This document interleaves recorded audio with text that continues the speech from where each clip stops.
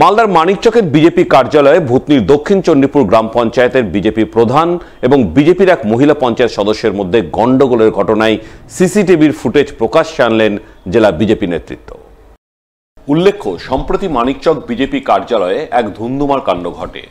ভূতনির দক্ষিণ চণ্ডীপুর গ্রাম পঞ্চায়েতের বিজেপির প্রধান ও বিজেপির এক মহিলা পঞ্চায়েত সদস্যের মধ্যে চলা গন্ডগোলে মীমাংসা করতে আলোচনায় বসেন বিজেপির জেলা নেতৃত্ব। সেখানে নেতৃত্বের উপস্থিতিতে বিজেপির মহিলা পঞ্চায়েত সদস্য প্রতিমা মণ্ডলকে মারধর করে রক্তাক্ত করার অভিযোগ ওঠে ভূতনির দক্ষিণ চণ্ডীপুর গ্রাম পঞ্চায়েতের বিজেপি প্রধান শক্তি মণ্ডল সহ তার কয়েকজন অনুগামীর বিরুদ্ধে। এই ঘটনায় আক্রান্ত মহিলা মানিকচক থানায় লিখিত অভিযোগ দায়ের করেন। সেই অভিযোগের ভিত্তিতে পুলিশ বিজেপির প্রধানকে গ্রেপ্তার করে। এই ঘটনার পরিপ্রেক্ষিতে রবিবার বিজেপির দক্ষিণ মালদার সাধারণ সম্পাদক গৌরচন্দ্র মণ্ডল ঘটনার দিনেই সিসিটিভির ফুটেজ দেখে সংবাদ মাধ্যমের হাতে তুলে দিয়ে দাবি করেন ওই দিন মহিলা পঞ্চায়েত সদস্যকে মারধর করার মতো কোনো ঘটনা ঘটেনি। মহিলা পঞ্চায়েত সদস্য প্রতিমা মণ্ডলের নাক থেকে যে রক্তপাত হয়েছিল তা তিনি নিজেই নিজের নাকের নাক ছবি টেনে করেছেন। এরপর দলীয় প্রধান সহ বেশ কয়েকজনকে ফাঁসাতে মিথ্যা মারধরের অভিযোগ এনে নাটক করেছেন। পুলিশে মিথ্যা অভিযোগ করেছেন এবং সেই অভিযোগের ভিত্তিতে পুলিশ কোনো রকম তদন্ত না করেই তৃণমূলের চাপে ভূতনির দক্ষিণ চণ্ডীপুর গ্রাম পঞ্চায়েতের বিজেপির প্রধান শক্তি মণ্ডলকে গ্রেপ্তার করে জেল হেফাজতে পাঠিয়েছে। এর বিরুদ্ধে তারা প্রয়োজনে মানহানির মামলা করবেন। মেম্বারদের মধ্যে সমস্যা হয়েছিল, এই পার্টি অফিসেই বসা হয়েছিল তাদেরকে নিয়ে, কিন্তু ঘটনাটা হচ্ছে যে পঞ্চায়েত সদস্য পূর্তকর্মা প্রতিমা মণ্ডল ছেলে এবং ওর যে বঙ্কিমের শ্বশুর যা অভিনয় করলো, দলকে কালিমা লিপ্ত করলো, এটা মানা যায় না। দল কখনোই মেনে নেবে। দলকে নিছকে মিথ্যা নাটক করে, মিথ্যা অভিনয় করে দলটাকে বিপদে ফেলার চেষ্টা করেছে এবং সেই হিসাবে দলেরই প্রধান তার নাটকে, অভিনয়ে, মিথ্যা মামলায় আজকে হয়তো জেলে আছে। আমরা বলতে চাই যে দলকে কালিমা লিপ্ত করেছে, এর বিরুদ্ধে আমরা ব্যবস্থা নেব দলীয়গতভাবে। প্লাস মিথ্যা অভিনয়, নাটক, মিথ্যা নাটক যে করেছে, মানুষ জানুক উনি কতটা কি ধরনের টাইপের লোক, এবং এই যে মিথ্যা মামলা করেছে এটা মানহানিও মামলা করব। মালদার কালিয়াচক ৩ নম্বর পঞ্চায়েত সমিতির অচলাবস্থা কাটাতে রবিবার এক বৈঠক হয়ে গেল মালদা শহরে। বৈঠকের নেতৃত্ব দিলেন জেলা তৃণমূলের সাধারণ সম্পাদক প্রসেনজিৎ ঘোষ। তার উপস্থিতিতেই এদিন আলাপ আলোচনার মাধ্যমে কালিয়াচক ৩ নম্বর পঞ্চায়েত সমিতির প্রায় ১.৫ মাস ধরে চলা অচলাবস্থা দূর হয়, এমনটাই দাবি করেন কালিয়াচক ৩ নম্বর পঞ্চায়েত সমিতির সদস্য, কর্মাধ্যক্ষ সহ পঞ্চায়েত সমিতির সভাপতি। কালিয়াচক ৩ পঞ্চায়েত সমিতি আমরা সবাই সর্বদলীয়ভাবে গঠন হয়েছিল। তারপর নিজের মধ্যে একটা ভুল বোঝাবুঝি হওয়াতে কংগ্রেস এবং বিজেপি একটা অনাস্থা দেখেছিল।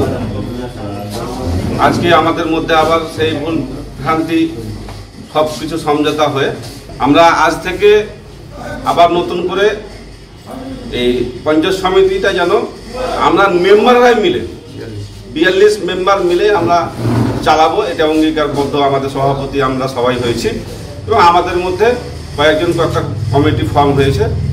আর আমরা পঞ্চায়েত সমিতির ক্ষেত্রে বাইরের কোনো মানুষকে আমরা তাতে ইন্টারফেয়ার করবো না। পঞ্চায়েত সমিতির বোর্ড, পঞ্চায়েত সমিতির মেম্বাররাই এবং সভাপতি দ্বারাই চাপ চলবে। আমাদের পঞ্চায়েত সমিতির যে একটা ছোট মন বোঝাবুঝি হয়েছিল, ওটা আমাদের আজকে সবাই মিলেমিশে একসাথে হয়ে আলোচনা করে মিটিয়ে নিলাম। আগামী দিন আমরা ৪২ জন মেম্বারকে নিয়ে ভালোভাবে পঞ্চায়েত সমিতি সুষ্ঠুভাবে চলবে।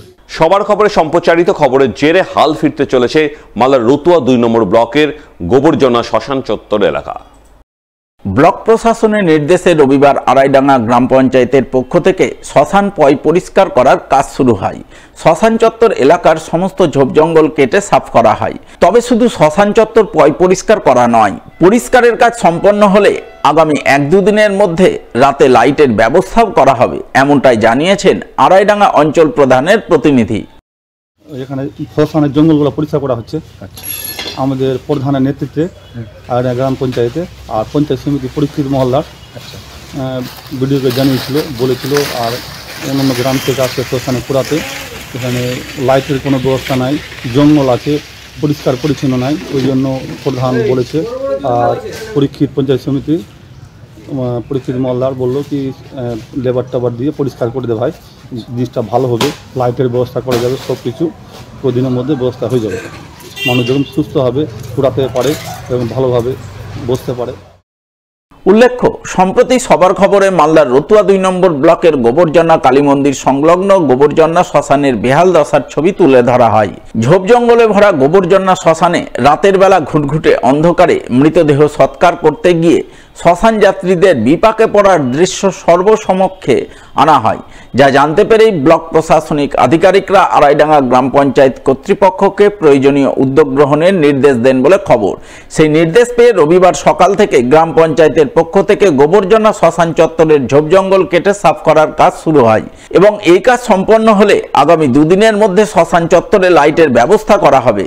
স্বভাবতই সবার খবরে সম্প্রচারিত খবরের জেরে গোবরজন্না শ্মশানের হাল ফিরতে চলায় সবার খবরকে ধন্যবাদ জানান স্থানীয়রা। আমি গত 5 দিন আগে গোবরজন্না কালী মন্দিরে এখানে এসে দেখেছিলাম যে টর্চ নিয়ে দেহ পোড়ানো হচ্ছিল আর চারদিকে ঝাড় জঙ্গল দিয়ে ঘেরা ছিল। সবার খবরে আমি দেখেছিলাম চ্যানেলে। আমি এখন এসে দেখছি যে প্রশাসনও কাজে দিচ্ছে আর সবার খবরকেও দেখছি যে কাজে দিয়েছে, যে এখানে কাজ শুরু হয়ে গেছে আজ থেকে। গত 2 দিনের মধ্যেই লাইটেরও ব্যবস্থা এখানে হয়ে যাবে। ব্লক প্রশাসনকেও ধন্যবাদ আর সবার খবরকেও আমাদের সবার পক্ষ থেকেই ধন্যবাদ জানাচ্ছি।